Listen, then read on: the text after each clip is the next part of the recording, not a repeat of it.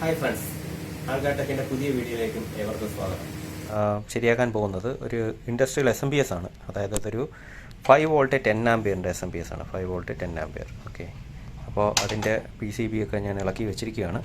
അപ്പോൾ ഇതിന് കംപ്ലയിൻ്റ് ഉണ്ട്. ഈ കംപ്ലയിൻ്റ് എന്താണെന്നുള്ള കാര്യം നമുക്ക് സ്വിച്ച് ഓൺ ചെയ്യുമ്പോഴത്തേക്ക് മനസ്സിലാവും.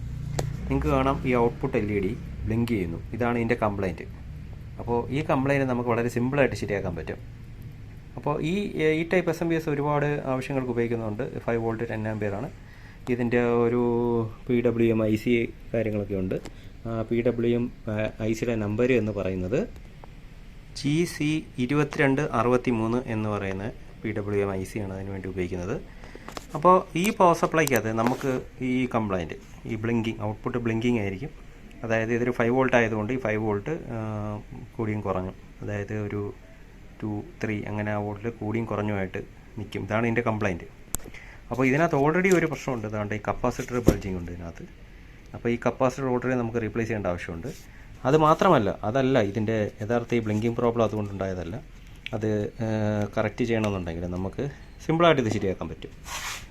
ഇവിടെ 2 ചെറിയ കപ്പാസിറ്റേഴ്സ് ഉണ്ട്. അതുകൊണ്ട് ഒന്നൊരു 1 VF ഒന്നൊരു 22 VF. ഈ 2 കപ്പാസിറ്റർ നമ്മൾ ഫസ്റ്റ് റീപ്ലേസ് ചെയ്യണം. ഈ കപ്പാസിറ്റർ റീപ്ലേസ് ചെയ്യുന്നത് കൂടാതെ നമുക്ക് പിന്നെ ഒരു ഐറ്റം കൂടെ, അതുകൊണ്ട് ഇവിടെ ഈ പ്രീസെറ്റ് ഉണ്ട്. ഈ പ്രീസെറ്റ് ഈ 3 സാധനം റീപ്ലേസ് ചെയ്ത് കഴിഞ്ഞാൽ സിമ്പിളായിട്ട് ഈ കംപ്ലയിൻറ്റ് നമുക്ക് സോൾവ് ചെയ്യാവുന്നതാണ്. അപ്പോൾ ഇത് 3 എണ്ണം മാറ്റിയിട്ട് ഞാനിത് ഓണാക്കി കാണിക്കാം.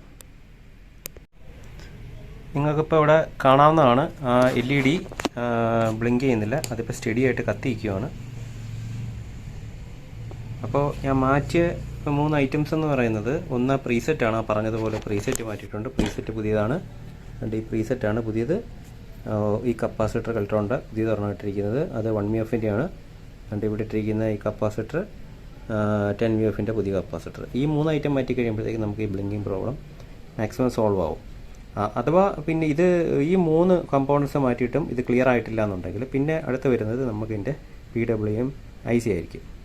അപ്പോൾ ഈ 3 കമ്പോണൻസ് റീപ്ലേസ് ചെയ്ത് കഴിഞ്ഞാൽ സിമ്പിളായിട്ട് നിങ്ങൾക്ക് ഈ ബ്ലിങ്കിങ് പ്രോബ്ലം മാറ്റാവുന്നതാണ്. ഈ പ്രീസെറ്റ് മാറ്റിക്കഴിഞ്ഞ് കഴിഞ്ഞാൽ ഉടൻ തന്നെ ഇതിൻ്റെ വോൾട്ടേജ് ചെക്ക് ചെയ്തിട്ട് ആ പ്രീസെറ്റ് അഡ്ജസ്റ്റ് ചെയ്ത് കറക്റ്റ് വോൾട്ടേജ് ലഭിക്കുന്നുണ്ടോ എന്ന് ഉറപ്പ് വരുത്തണം. Thank you friends.